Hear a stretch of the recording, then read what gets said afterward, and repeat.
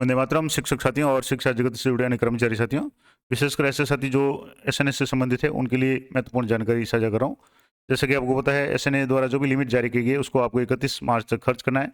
और इसके संबंध में मैंने पिछले 3 वीडियो में अलग अलग कंपोनेंट्स के बारे में डिटेल में बताया कि किस तरीके से कितना बजट आवंटित होता है, किस किस विद्यालय को प्राइमरी स्कूल है या मिडिल स्कूल है या सीनियर सेकेंडरी स्कूल है, किस किस स्कूल को कितना बजट आवंटित होता है, किस किस कार्यक्रम में या किस किस मद में उसको खर्च करना है।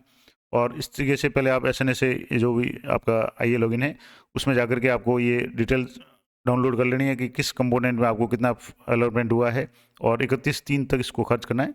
पिछले जो 3 वीडियो थे उसमें हमने अलग अलग जानकारी ली थी, जिसमें बाल समारोह है, सामुदायिक जागृति दिवस है, अपनी लाडो कार्यक्रम है, इसके अलावा एसडीएम से प्रशिक्षण है, वॉलेंट्री ट्रेनिंग है, स्पोर्ट्स ग्रांट है, कितना बजट आवंटित होगा, कितना खर्च होगा, यूथ निको क्लब है, उसके अलावा स्कूल कंपोजिट ग्रांट है, सीआरसी के संबंध में भी डिटेल में बात की थी।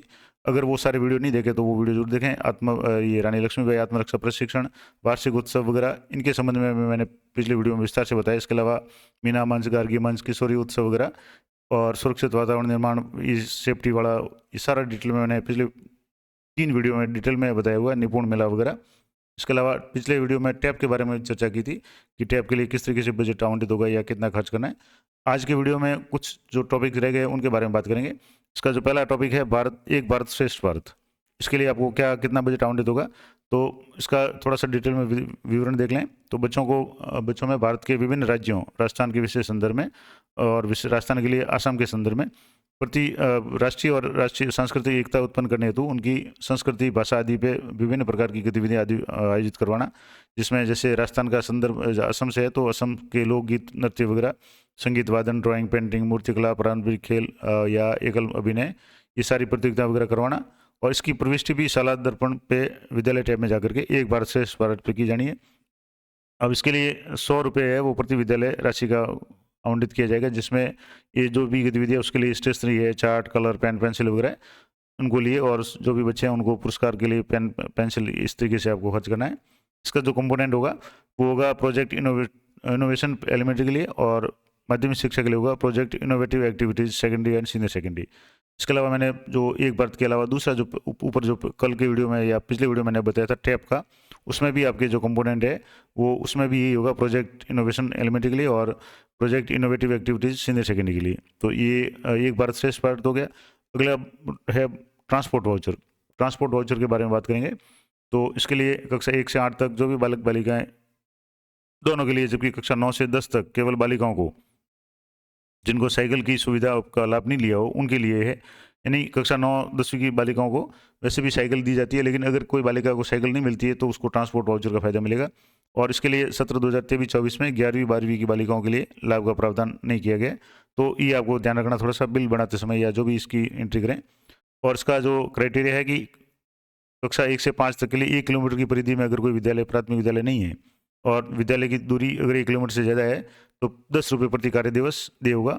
6 से 8 तक के स्टूडेंट्स के लिए 2 किलोमीटर से अधिक अगर दूरी है विद्यालय की तो 15 रुपये प्रति कार्य दिवस, और 9 से 10 तक की जो भी बालिकाएं हैं जिनको साइकिल नहीं मिली है, उनकी 5 किलोमीटर से अधिक दूरी है स्कूल की, तो उसको 20 रुपये प्रति कार्य दिवस है वो दिए होंगे। और इसके लिए एक इम्पोर्टेंट नोट है कि कक्षा 1 से 8 तक अधिकतम राशि है वो 3000 रुपये, ये भी आपको ध्यान रखना है। और कक्षा 9 से 10 तक 5400 रुपये होगी, इससे ज़्यादा राशि आपको बच्चों को नहीं देनी है। इसके लिए जो कंपोनेंट होगा, प्रारंभिक शिक्षा के लिए ट्रांसपोर्ट एस्कॉर्ट फैसिलिटी एलिमेंट्री, और माध्यमिक शिक्षा के लिए ट्रांसपोर्ट एस्कॉर्ट फैसिलिटी है वो सेकेंडरी होगा। तो ये ट्रांसपोर्ट वाउचर की बात हो गई। अगला इंपॉर्टेंट जो कंपोनेंट है वो है व्यावसायिक शिक्षा एक्सपोजर विजिट, कक्षा 6 से 8 तक के लिए। और अगर मान लो इसके लिए स्कूल शिक्षा परिषद का जो आदेश देखना चाहें, जो मैंने आपको बताया था ये ट्रांसपोर्ट वाउचर के लिए, तो इसके लिए स्कूल शिक्षा परिषद का आदेश है वो 1880 यानी 1880 14/6/2023 का आदेश है। अगला जो मैंने बताया था व्यावसायिक शिक्षा एक्सपोजर विजिट, इसके लिए सितंबर 2023 से जनवरी 24 तक प्रत्येक माह के प्रथम और तृतीय शनिवार को कुल 9 बैग डे गतिविधि आयोजन की जानी, यानी 9 बैग डे गतिविधियाँ वैसे शनिवार को आयोजित की जाती है। और संस्था प्रधान की मॉनिटरिंग में SKF यानी कौशल मित्र पूर्व से निर्धारित शेड्यूल के अनुसार स्थानीय जो कारीगर या हस्तशिल्प विशेषज्ञ वगैरह उनका चयन करके उनसे समन्वय स्थापित करके गतिविधियाँ आयोजित करनी है। और इसमें व्यावसायिक शिक्षा को बढ़ावा देने का ये प्रयास है। और इसके संबंध में 14 फरवरी 2023 को विद्यालय में बाल मेला का भी आयोजन करना है। और इसके लिए राशि जो की गई है वो 15,000 रुपये प्रति विद्यालय, जिसमें से किस तरीके से आपको व्यय करनी है। तो इसमें 5,000 रुपये है फ्लैक्स या बैनर बनवाना, 5,400 रुपये स्थानीय कारीगर हस्तशिल्प विशेषज्ञ पे व्यय करना, 4,000 रुपये बच्चों द्वारा अभ्यास हेतु कच्ची सामग्री का व्यय करना जिसमें पूर्व निर्धारित शेड्यूल के अनुसार, और 1,100 रुपये श्रेष्ठ प्रदर्शित करने वाले बच्चों को पुरस्कार वगैरह देना। तो ये जिसके भी आवंटित हुआ उसका जो कंपोनेंट होगा वो होगा रिकरिंग सपोर्ट वी, ये न्यू कंपोनेंट होगा। अब इसमें जैसे एक नोट भी दिया हुआ है, वो भी आप देख लें कि raw material grant, cost of providing and skill training for students, office expenses, contingencies for school आदि कंपोनेंट का जो भी कंपोनेंट है वो भी रिकरिंग सपोर्ट वी एग्जिस्टिंग आएगा, ये थोड़ा ध्यान रखें। अगला है अधिगम संवर्धन कार्यक्रम या उपचारात्मक शिक्षण, रेमेडियल जो टीचिंग है उसके लिए। तो विद्यार्थियों के अधिगम अंतराल को कम करने और कक्षा स्तर के अनुरूप उनमें सुधार करने के लिए कक्षा 9 के 12 तक के जो स्टूडेंट उनके लिए ये आयोजन किया जाता है। और इसमें खास करके कक्षा 9-10 में अंग्रेजी, गणित और विज्ञान, और 11वीं-12वीं में प्रति संकाय अधिकतम 3 विषयों आवश्यकता अनुसार जो भी हो, 1 अगस्त 2023 से लेकर के 31 अक्टूबर 2023 तक 60 घंटे प्रति विषय प्रति कक्षा उपचारात्मक शिक्षण करवाया जाना था। और कक्षा 9 से 10 के लिए बाह्य व्यक्ति अगर कोई बुलाया जाता है तो उसको 200 रुपये प्रति घंटा, जबकि कक्षा 11-12 हेतु 300 रुपये प्रति घंटा है वो मानदेय देना था। और इसके लिए जो भी बजट है वो किस तरीके से होगा, तो उपचारात्मक शिक्षण हेतु paper, ream, file, photocopy, chart, model आदि शिक्षण सामग्री है, सहायक सामग्री, उसके लिए कक्षा 9-10 के लिए 500 रुपये प्रति कक्षा, कुल 1,000 रुपये, यानी 9वीं और 10वीं के लिए 500 + 500, और 11वीं-12वीं के लिए दोनों के लिए कुल 500 रुपये प्रति संकाय दिए होंगे। और इसका भी बिल है वो स्टेशनरी का बनेगा। अब इसके लिए एक इम्पोर्टेंट और ध्यान रखना है कि उपचारात्मक शिक्षण प्रारंभ करने से पूर्व और पश्चात बच्चों का आकलन किया जाना है, उसका रिकॉर्ड संधारित करना है। और इसके लिए अगर डिटेल में जानना चाहें तो स्कूल शिक्षा परिषद का जो आदेश क्रमांक है 3579 है, 28/7/2023 का आदेश है, उसका अवलोकन कर लें। ये अधिकांश आदेश मैंने अपने टेलीग्राम चैनल पे प्रोवाइड कर रखे हैं, और टेलीग्राम चैनल का लिंक आपको मेरे प्रत्येक वीडियो के डिस्क्रिप्शन में मिल जाएगा। तो एक बार टेलीग्राम चैनल जरूर ज्वाइन कर लें। जो भी मैं वीडियो बनाता हूँ या उससे संबंधित जो भी PDF वगैरह कोई आदेश होता है तो मैं लगभग टेलीग्राम चैनल पर दे देता हूँ, ताकि आपको आसानी रहे उसमें अगर कभी भी डाउनलोड करना चाहें तो ये कुछ इंपॉर्टेंट बातें थी। इसके अलावा अगला जो है वो है शाला सिद्धि बाह्य मूल्यांकन। तो शाला सिद्धि के संबंध में जैसे जो भी चिन्हित विद्यालय है जिसके शाला सिद्धि बाह्य मूल्यांकन के लिए 3 सदस्यीय जांच दल गठित किया जाता है। आपको पता होगा हर साल जो 3 सदस्यीय टीम बनाई जाती है, जिसमें एक संस्था प्रधान और 2 अन्य मिडिल या प्राइमरी स्कूल के संस्था प्रधानों को शामिल लगभग किया जाता है। और जिसमें मैंने पहले बता दिया कि इसमें प्रधानाचार्य स्तर का एक अधिकारी होता है और जो दल प्रमुख होता है और 2 अन्य सहयोगी है, वो लगभग सामान्य रूप से मिडिल स्कूलों के हेडमास्टर वगैरह उनको लगाया जाता है। और ये मिलकर के आवंटित जो भी 2 या 3 विद्यालय होते हैं उनकी शाला सिद्धि का बाह्य मूल्यांकन करते हैं, और उसकी ऑनलाइन फीडिंग वगैरह करनी पड़ती है। सारा जो भी अवलोकन करके उसकी डिटेल्स से आपको शाला सिद्धि पोर्टल पे करनी पड़ती है। इस कार्य हेतु 500 रुपये कुल राशि में से 200 रुपये दल प्रमुख को और 150 + 150 यानी 300 रुपये दोनों जो अन्य सहयोगी होंगे उनको मानदेय के रूप में दी जाती है। और इसके लिए अगर डिटेल में जानना चाहें तो स्कूल शिक्षा परिषद का आदेश क्रमांक 3698 1/8/2023 को जारी किया गया था, उसका आप अवलोकन कर सकते हैं। तो ये शाला सिद्धि मूल्यांकन के संबंध में बात हो गई। अब एक इम्पोर्टेंट बात मैं आपको जो शुरू के पहले वीडियो में रही थी, अब मैं आपको दोबारा बता देता हूँ कि SNA पे बिल बनाने से पूर्व ये भलीभांति सुनिश्चित कर लें कि कौन से मद की कितनी लिमिट और कौन से कंपोनेंट में जारी हुई है या नहीं हुई है। अगर आपको लिमिट जारी नहीं हुई है तो आपको बिल नहीं बनाना है, क्योंकि वो बिल ऑब्जेक्ट हो जाएगा। और इसका भलीभांति मिलान करने के उपरांत ही बिल बनाएं, अन्यथा आपकी त्रुटि हो जाएगी।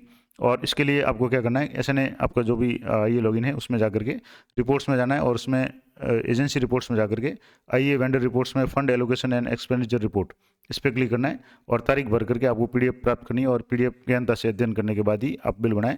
ये पूरा जैसे इस तरीके से आपका ये जो है इस तरीके का आपको डाउनलोड कर लेना है PDF के रूप में, जिसमें आपके एजेंसी का नाम आ जाएगा, यानी आपके कार्यालय का नाम आ जाएगा, विद्यालय का नाम आ जाएगा, किस किस कंपोनेंट या सब कंपोनेंट में आपको बजट आवंटित हुआ है, कितना आवंटित हुआ ये भी यहाँ शो हो जाएगा, कितना आपने अभी तक खर्च किया ये भी आपके शो हो जाएगा। इसको आप समय समय पर डाउनलोड करेंगे तो जैसे ये 75,000 था, इसमें से आपने अगर खर्च किया तो वो एक्सपेंडिचर में आ जाएगा, और रिमेनिंग अमाउंट होगा वो शो हो जाएगा, या ब्लॉक अमाउंट कोई किया हुआ तो वो शो हो जाएगा। और वैलिड है आपके 31/3/2024 तक, तो ये आप जरूर ध्यान रखें। तो जैसे ये इस तरीके से आपको, और ये किस तरीके से डाउनलोड होगा इसका पूरा लाइव वीडियो मैंने इसी चैनल पर अपलोड कर रखा है। और SNA से संबंधित पूरा एक प्ले लिस्ट बनाई हुई है, जिसमें SNA से संबंधित विभिन्न जो भी टॉपिक्स है उनके बारे में विस्तार से बात की हुई है। कुछ वीडियो मैंने गत साल बनाए थे कंपोनेंट्स वगैरह के बारे में, इस साल भी फंड्स एंड एलोकेशन रिपोर्ट आपको किस तरीके से डाउनलोड करनी है उसका मैंने लाइव प्रोसेस वीडियो करके बताया हुआ है, तो वो आप जरूर देखें। तो ये इंपॉर्टेंट जानकारी थी एसएनएस से संबंधित विभिन्न कंपोनेंट के बारे में। तो पूरी जानकारी मैंने 4 वीडियो में, यानी भाग 1, 2, 3 और 4 में आपको देने का प्रयास किया है। तो आप अधिक से अधिक आप वीडियो को देखें और सभी वीडियो पूरे देखें, ताकि आपको किसी भी कंपोनेंट के बारे में कोई भी संशय नहीं रहे। और सबसे पहले कोशिश करें कि इसको डाउनलोड कर लें, इस रिपोर्ट को, कि आपके कार्यालय को कितना फंड आवंटित हुआ है। उसके बाद ही आप है वो बिल वगैरह बनाने का प्रोसेस है वो शुरू करें। तो ये पूरी जानकारी मैंने आपको बता दी। आशा करता हूँ आपके लिए उपयोगी रहेगी। अगर जानकारी अच्छी लगे, उपयोगी लगे, तो अधिक से अधिक साथियों को शेयर करें, लाइक करें और कमेंट करें। और अगर इस संबंध में आपकी कोई क्वेरी है तो कोशिश करें, मतलब कमेंट करें। मैं यथासंभव कोशिश करूंगा, क्योंकि थोड़ा सा समय कम मिल रहा है तो कई प्रश्नों के उत्तर नहीं दे पाता हूं, लेकिन जब भी समय मिलेगा या यथासंभव होगा मैं आपका उत्तर देने का प्रयास करूंगा। और जो भी जानकारी वीडियो में बताई हुई है उसके बारे में कृपया प्रश्न नहीं करें। वीडियो एक बार पूरा देखें, और उसमें अगर आपको जानकारी नहीं मिलती है तो आप प्रश्न पूछें। तो मिलते हैं नेक्स्ट वीडियो में, तब तक जय हिंद, जय भारत।